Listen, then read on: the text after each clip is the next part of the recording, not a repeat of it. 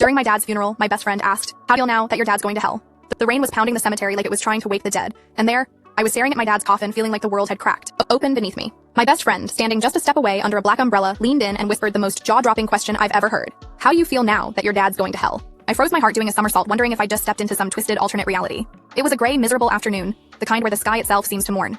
My dad's funeral was small, just family, a few old coworkers, and my best friend Ryan, who'd known me since we were kids stealing candy from the corner store. Dad wasn't a saint, but he wasn't a monster either.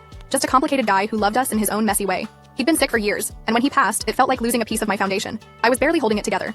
As the priest droned on about eternal rest, Ryan and I had always been tight, the kind of friends who could talk about anything, crushes, fears, the meaning of life. So when he showed up at the funeral, I was relieved to have him there, a familiar face in the sea of grief. But as the coffin was lowered into the ground, he pulled me aside, his face unreadable. I thought he was going to say something comforting, maybe crack a dark joke to lighten the mood.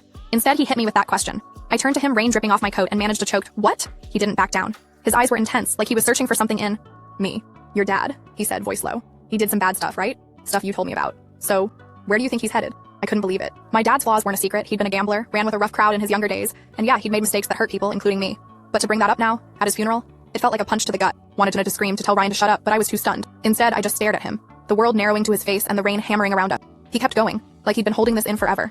"I mean, you always said he never apologized, never made things right. Doesn't that mean something? Where he ends up?" My mind raced back to late night talks with Ryan, venting about dad's gambling debts, the times he'd disappear for days, the fights with mom. I'd shared it all, but I never thought Ryan would weaponize it like this. The priest's voice faded into the background as I tried to process what was happening. Part of me wanted to walk away, but another part, maybe the part that was still raw from losing dad, needed to know why Ryan would say something so cruel. So I asked, my voice shaking, "Why are you doing it?" He hesitated, then sighed, like he was unloading a burden. "Because I'm scared for you," he said. "You've been carrying his baggage your whole life and now he's gone, and I don't want you stuck wondering if he was, damned or not. I want you to let go." It hit me like a lightning bolt. Ryan wasn't trying to hurt me. He was trying to free me. He'd seen how dad's shadow loomed over me, how I'd wrestled with his mistakes, wondering if I'd somehow inherited them. In his weird, messed up way, he was forcing me to confront, to decide what I believed about dad, about forgiveness, about moving on. I didn't know whether to hug him or shove him into the mud. We stood there, silent, as the ceremony ended and people started to leave. I didn't answer his question, not because I didn't have one, but because I wasn't ready. Over the next few weeks, we talked it out. Ryan apologized for his timing, admitting he'd been wrestling with how to help me let go of dad's baggage. I realized he wasn't wrong to ask the question, just spectacularly bad at picking the moment. Slowly, I started to unpack my feelings about dad. Not just the bad, but the good, too. The way he'd laugh at his own terrible jokes, the late talks when he'd actually open, the times he tried to be.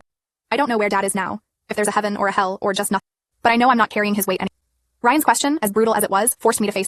Sometimes the people who know you best say the worst things at the worst times, but maybe that's because they're the only ones brave enough to say what you need.